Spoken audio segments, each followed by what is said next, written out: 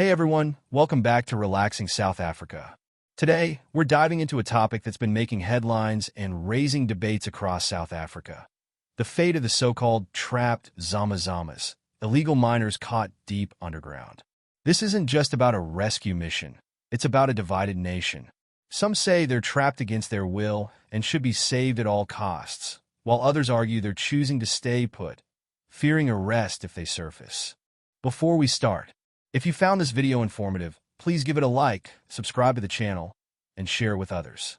It really helps us spread important news like this and allows our channel to grow so we can keep bringing you stories that matter. Thank you. South Africans. You want us to send help to criminals? You want us to send help to criminals, honestly? South Africa's government says it will not help an estimated 4,500 illegal miners inside a disused mine in the country's northwest province. The miners have been denied access to food and water as a part of an official strategy against illegal mining. It is a part of the police's Vala Omgodi or Close the Pit operation, which includes cutting off miners' supplies to force them to return to the surface and then be arrested.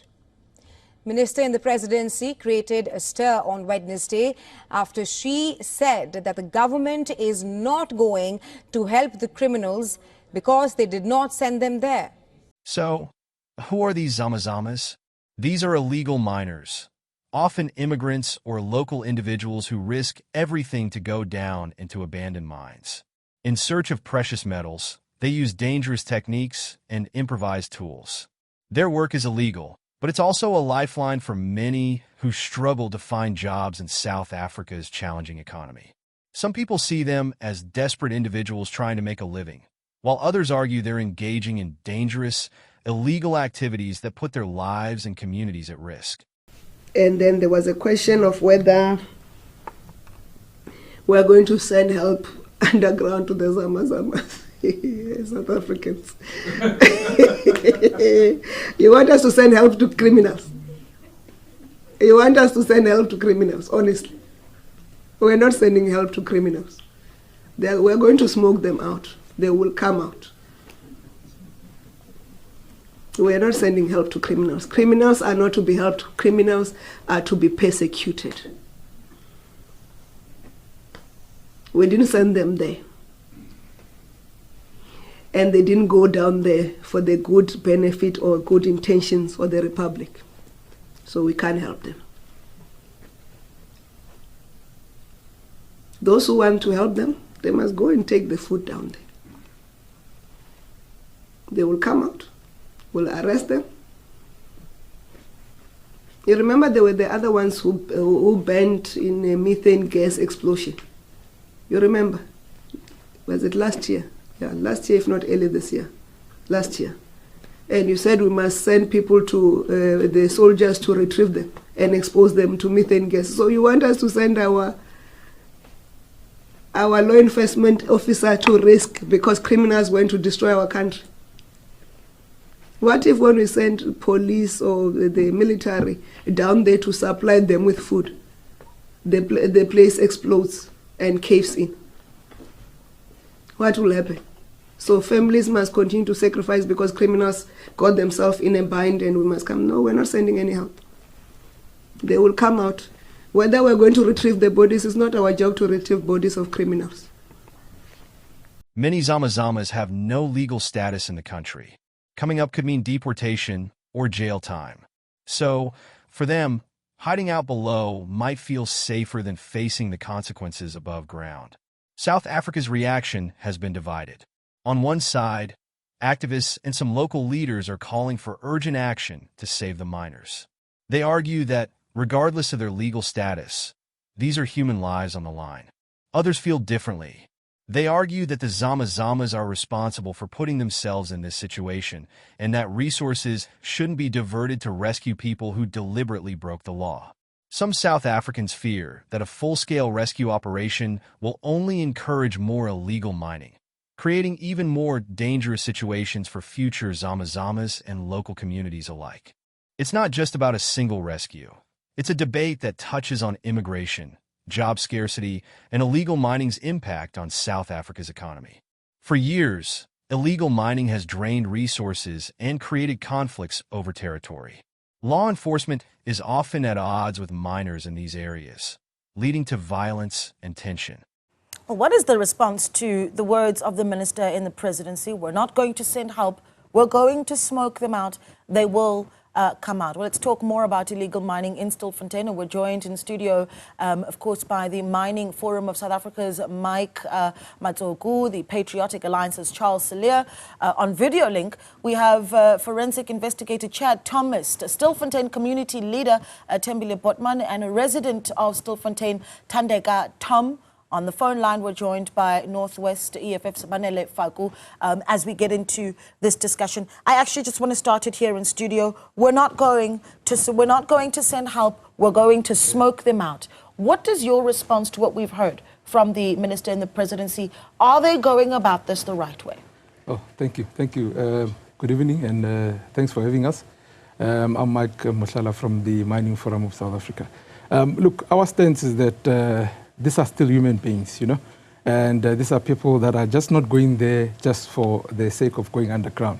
It's the economy that's we're faced with.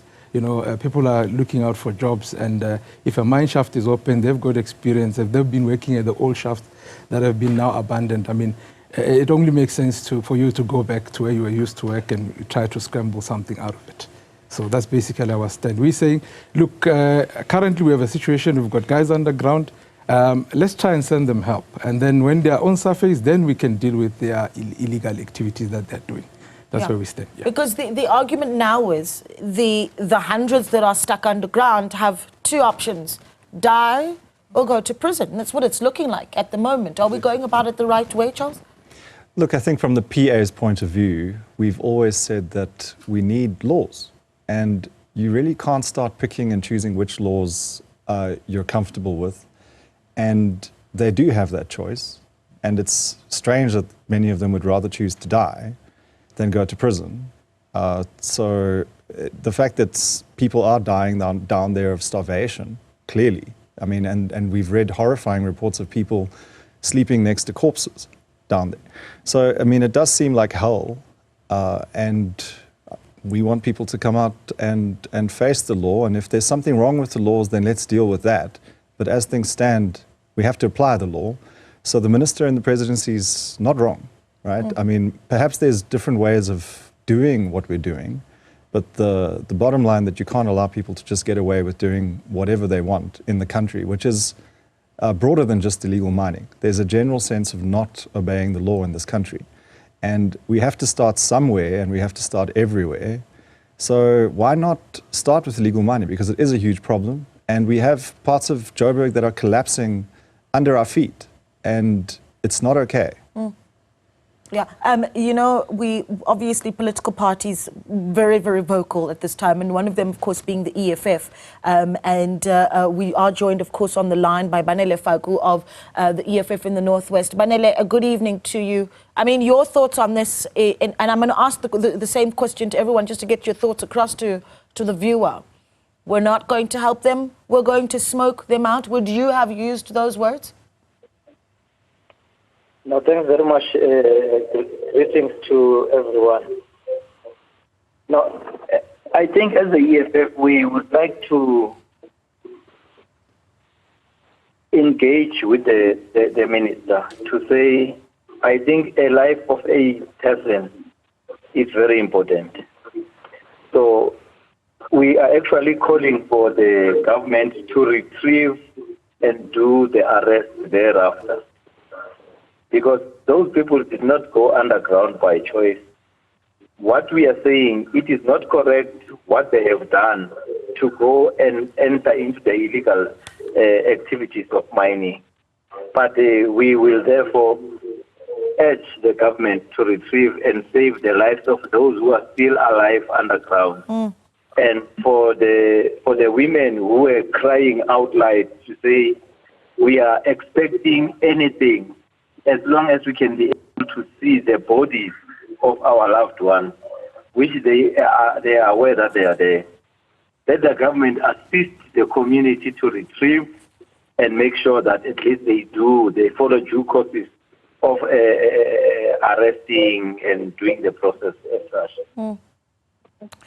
You know, you talk about the family members, and in fact, what we've got this evening is we've got community members that live in Stilfontein. So this is a daily reality, this issue of how they've dealt with illegal mining in the country. And I want to bring in Thandeka Tom, of course, who is a resident of Stilfontein. Thandeka, a good evening to you.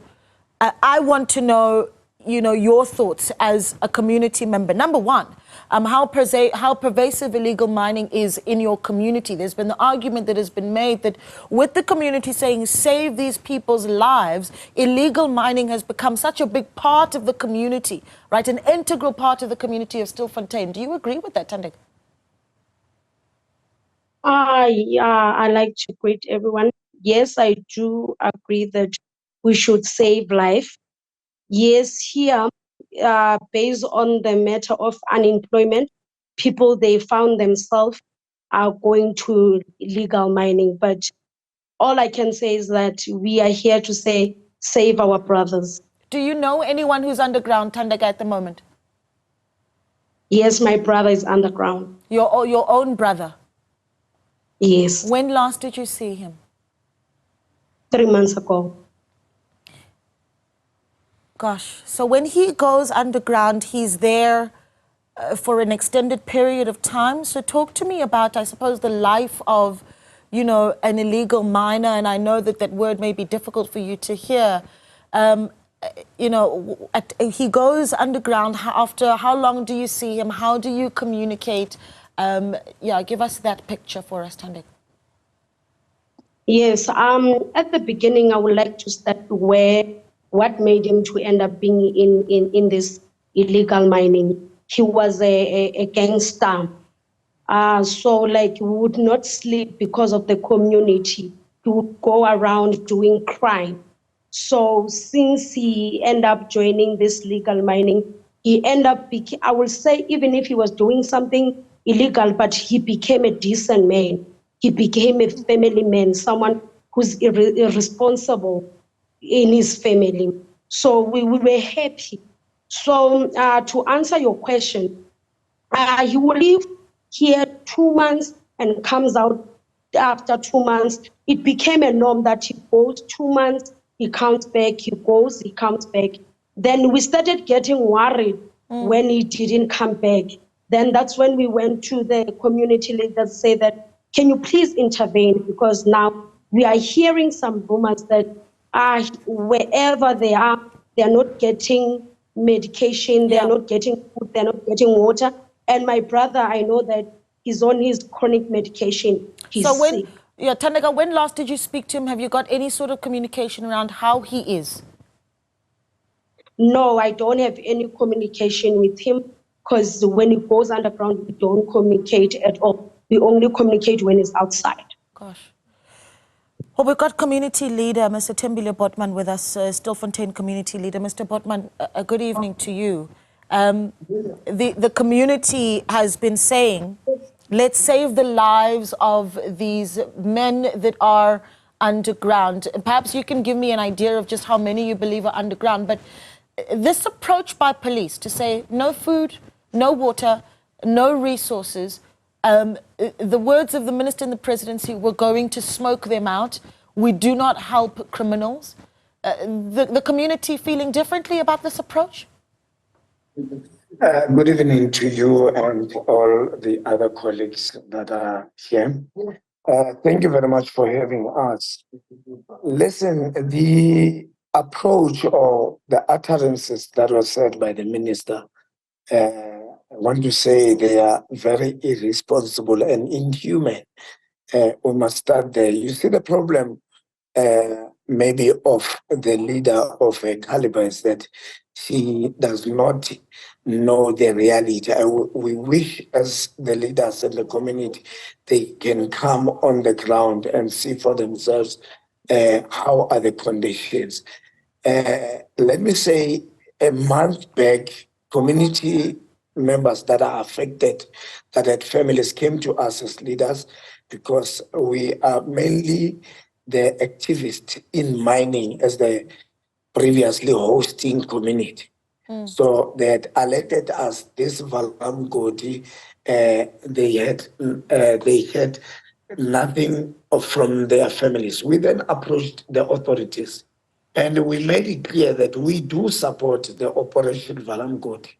However, what was the plan of the authority or of the operation in saving the people that are already inside the hole? And we find out there was no plan at all.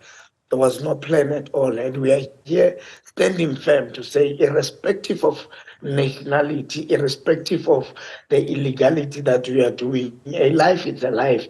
Section 11 of our Constitution stated clearly that everyone has a right to life. Yeah. What do you So understand where at we are this point? standing- Yeah. Sorry. Apologies, Mr. Bott, but I'm just trying to get as much done as possible. What do you understand at Yes, this yes. point to be the state of these miners at this point? So are you getting any sort of information? What we did when we started the operation from Margaret, we had to send, the conditions or dynamics of the shafts are different. Hence, we had to go physically at shaft number 11. The authorities requested that we must find people that are experienced. We had to come to the community and seek help for volunteers. And then we went there. I hear the spokesperson say the people are refusing to resurface. She was there today. She saw you cannot resurface. That shaft is 1,800 meters going down. And the only thing that you are relying on when you are underground is the operators on the surface. So therefore, you cannot resurface on your own unless there are operators on the surface. And no one is saying anything about that. So the person that we sent, we had to send a person that knows the shaft to go and make analysis underground. That's the person came back and say the intel is that people are more than 4,000 underground and they are sick. They don't have strength. They are sleeping next to the deceased. They don't have light underground. Sure. It's quite an image that you paint there. And Now- I can now- just imagine, now- I'm just trying to imagine what this must feel like for a family member who's got someone under there and what their concerns are. But Chad, I need to bring in other voices. Chad, you're a forensic investigator, just looking at how law enforcement is dealing with the matter. I mean, Atlenda Mate, for instance, the spokesperson for the SAP, is essentially saying, no, the miners are not trapped. They're simply refusing to come out. But you hear Tembile Botman saying, no, they are trapped because somebody needs to operate the liver at the surface to let them come back up. So, trapped or not trapped, are police going about this the right way? Was there another alternative that you foresaw, Chad? Look, this is a multifaceted problem. If one goes back 2 decades, our erstwhile Minister of Resources and Energy, Gwede Mantashe, actually wrote an academic paper on artisanal mining and illegal mining and the future thereof. And that was more than 2 decades ago. In March of 2022, he released a policy study called Artisanal and Small-Scale Mining and what the policy would be from his department. And what was very interesting, when he released that policy briefing in March of 2022, he said, and this is staggering, he said that just the gold industry is losing 70 billion rand per annum in respect of illegal mining. Now, if we listen to the insert earlier with River Lee, your reporter reported that there was 7 billion rand being lost. The minister himself has said 70 billion rand just within gold. That excludes the chrome mining that's illegal.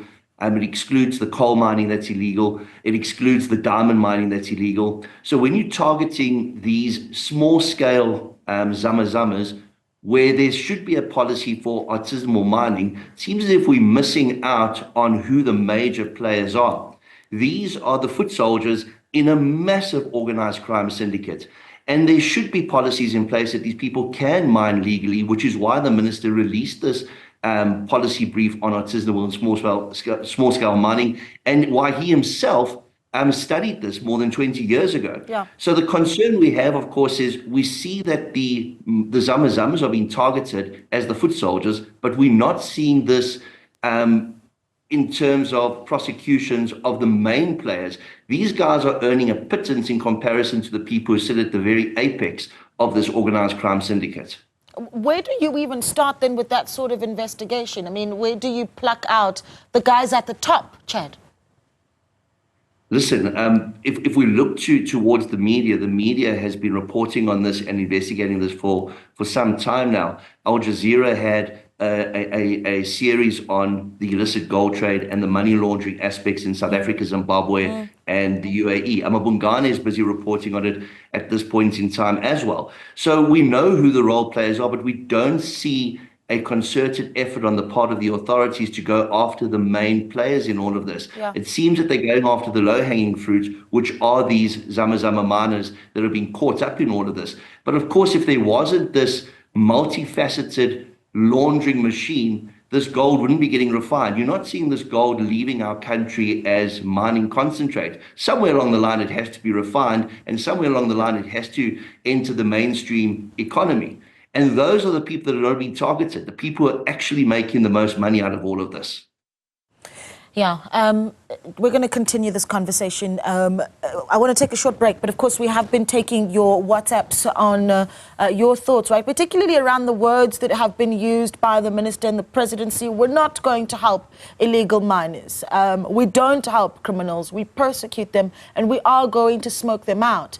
But as you heard from Thandeka, Tom, whose brother is still underground in Stilfontein, she has no idea about his well-being, knowing that he's on chronic medication, saying he's a man who is also desperate for opportunity and work. But let's get your thoughts on it. 072 110 8854 to send us a WhatsApp. Here's the WhatsApps that have come in. The illegal miners remaining underground just need to make a choice. Come to the surface or die. Their choice. That's anonymous on that one. Hi, Naledi. The minister's right. South Africa is a jumping castle. All manner of criminals come here to commit crimes. Asijo with that one. Masilo in Mafikeng says the minister is 100% correct. I reside in the Northwest. These people have been terrorizing us. It's enough. Another thing, they're refusing to come out. No one is holding them hostage. Hi, Naledi Chabeni is 100% correct. Police are human beings like everyone. How can they rescue a fully armed person? That's anonymous.